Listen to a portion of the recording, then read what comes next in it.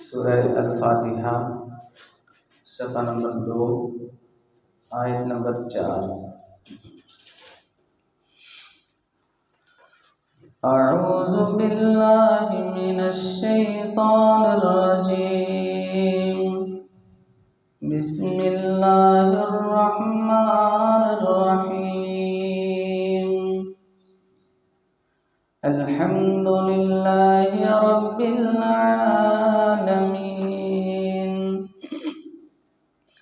الرحمن الرحیم، مالک یوم الدین، ایاک نعبد و ایاک نستعین، اہدنا الصراط المستقیم،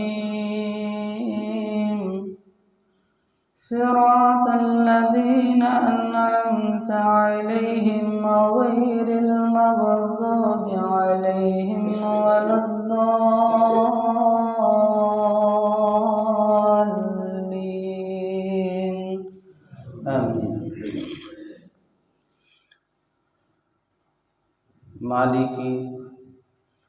مالک ہے، بادشاہ ہے، سربراہ ہے، یوم الدین قیامت کے دن کا، جزا اور سزا کے دن کا۔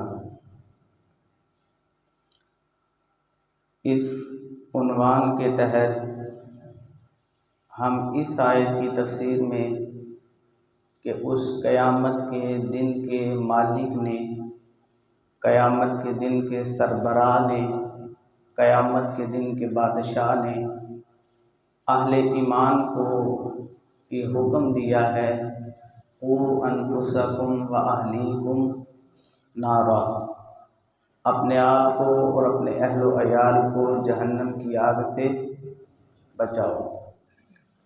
اس کے لیے ہم نے حکیم لقمان کی نصیحتیں شروع کی۔ 3 نصیحتیں حکیم لقمان نے جو اپنے بیٹے کو کی وہ ابھی تک ہم نے پڑھ لی ہیں۔ پہلی نصیحت کون سی تھی؟ اللہ کے ساتھ شرک نہ کرنا، اور دوسری نصیحت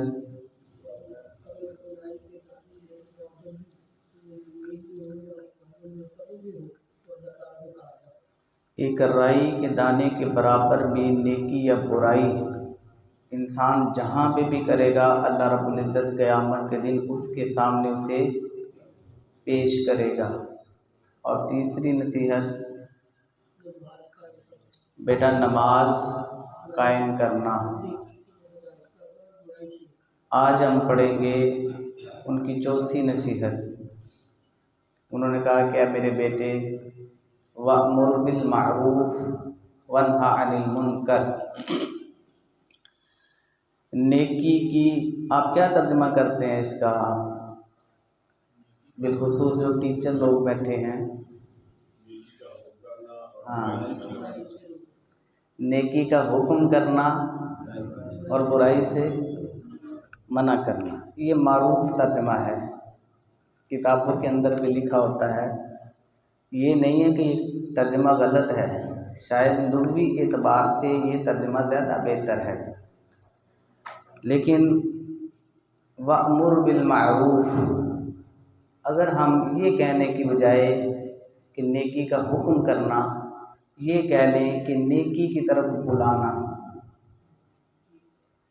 نیکی کی طرف بلانا، بلانے کے اندر جو کشش ہے، ہمدردی ہے، اپنائیت ہے، وہ حکم کے اندر نہیں ہے۔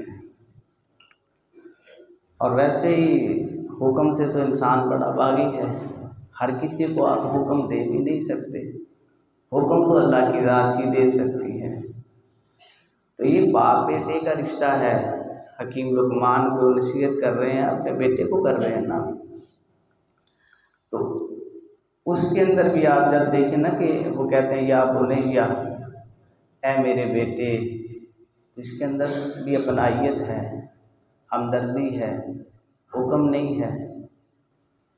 جبر نہیں ہے، تو وَأْمُرْ بِالْمَعْرُوف میرا خیال ہے کہ یہ کہنا زیادہ مناسب ہے کہ بیٹا نیکی کی طرف لوگوں کو بلاؤ۔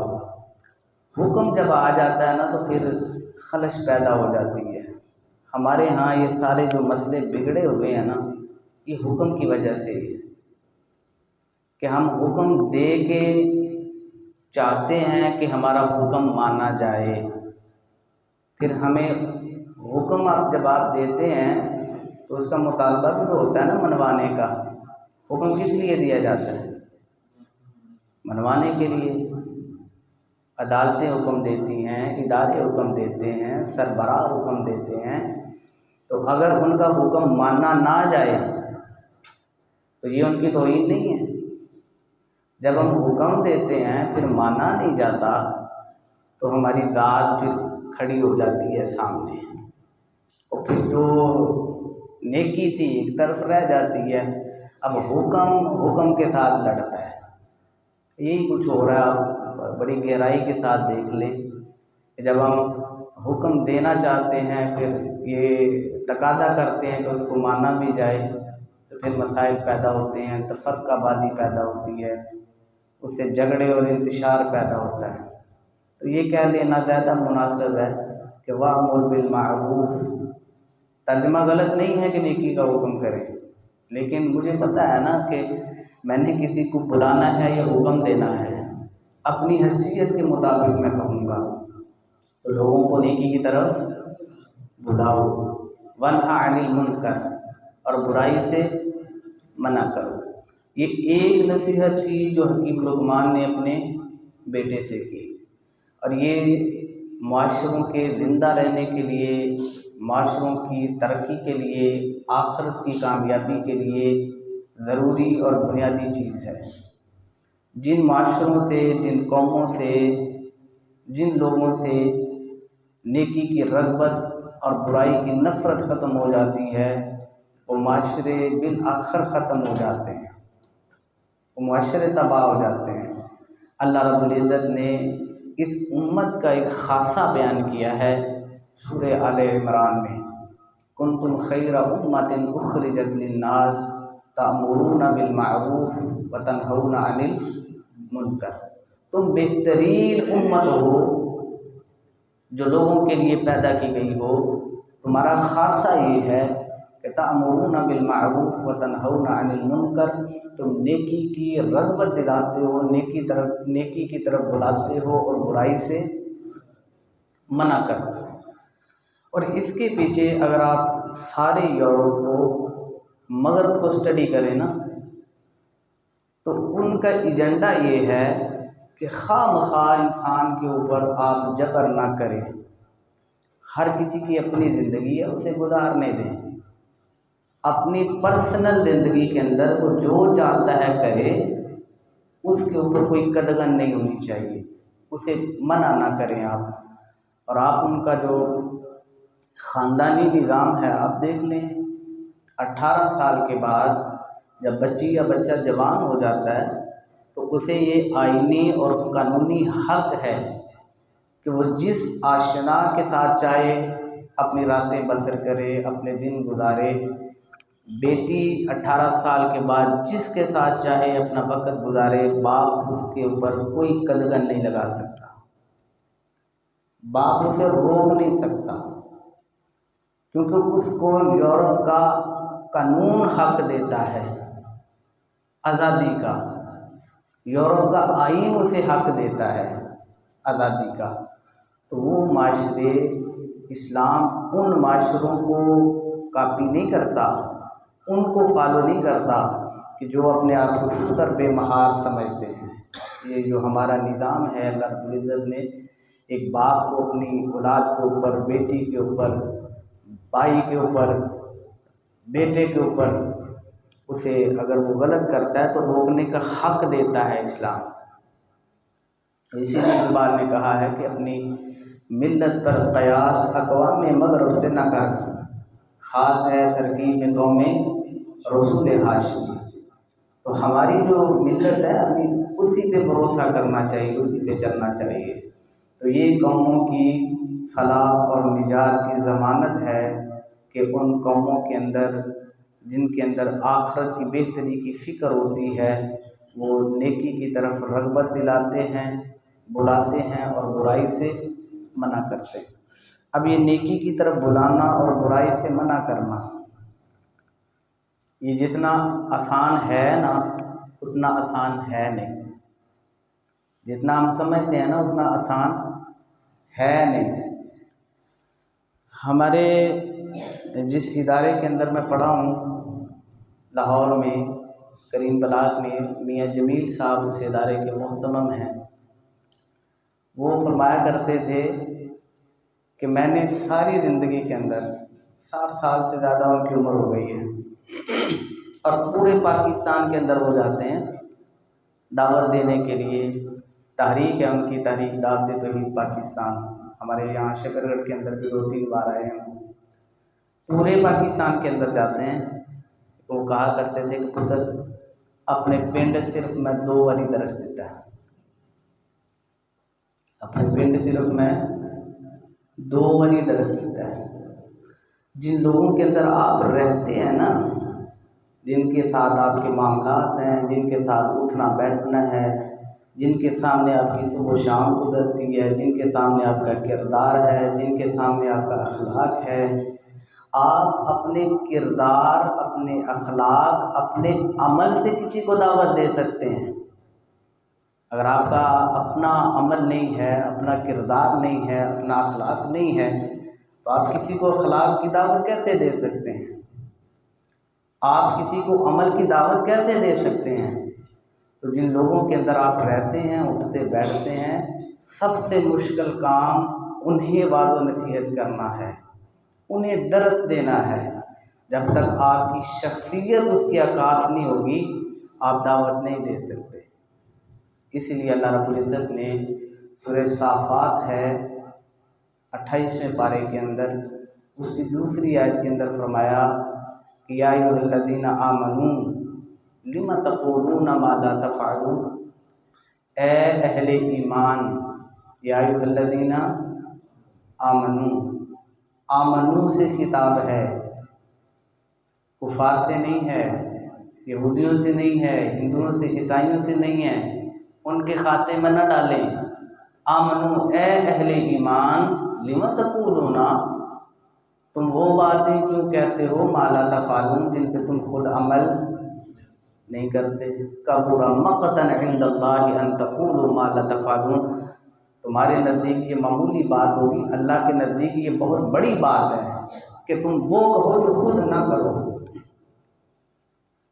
اور سورہ بقرہ کے اندر اللہ رب العزت نے فرمایا کہ تم لوگوں کو نیکی کا حکم دیتے ہو، اتأمرون الناس بالبر، لوگوں کو نیکی کی طرف بلاتے ہو، وتنسون انفسکم، اور اپنے آپ کو تم بھول جاتے ہو، افلا تعقلون، تو کیا تم عقل نہیں کرتے؟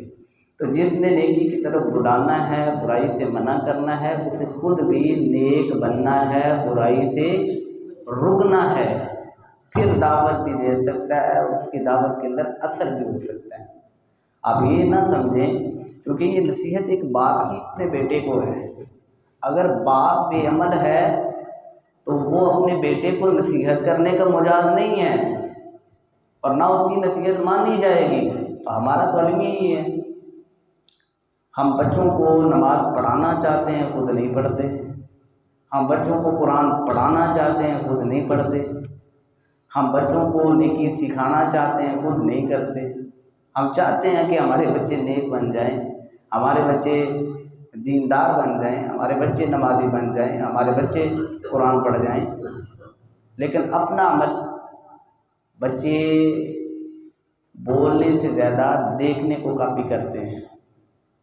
بچہ جو سارا دن گھر کے اندر دیکھتا ہے نا، ہم یہ ڈیمانڈ کرتے ہیں کہ ہمارے بچے ہمارے ساتھ اچھا سلوک کریں، ہمارے بچے ہمارے آگے اف تک نہ کریں، اور وہ ٹوٹی کھٹیا پہ پڑے بوڑھے کھانسے باپ کو جب ہم اونچی آواز میں بولتے ہیں تو وہ بچہ نوٹ کرتا ہے کہ مجھے کہا کیا جا رہا ہے، کیا کیا جا رہا ہے، جب ہم اپنی اس ماں سے بدسلوکی کرتے ہیں تو وہ بچہ جسے ہم یہ چاہتے ہیں کہ ہمارے ساتھ اس نے سلوک کرے، اور اسے یہ کہتے ہیں جب کبھی وہ بدتمیزی کرے تمہیں کسی نے تمیز نہیں سکھائی، کیا پڑھنے جاتے ہو تم مسجد میں، کیا پڑھتے ہو تم مدرسے میں، کیا پڑھاتے ہیں تمہیں تمہارے اساتذہ؟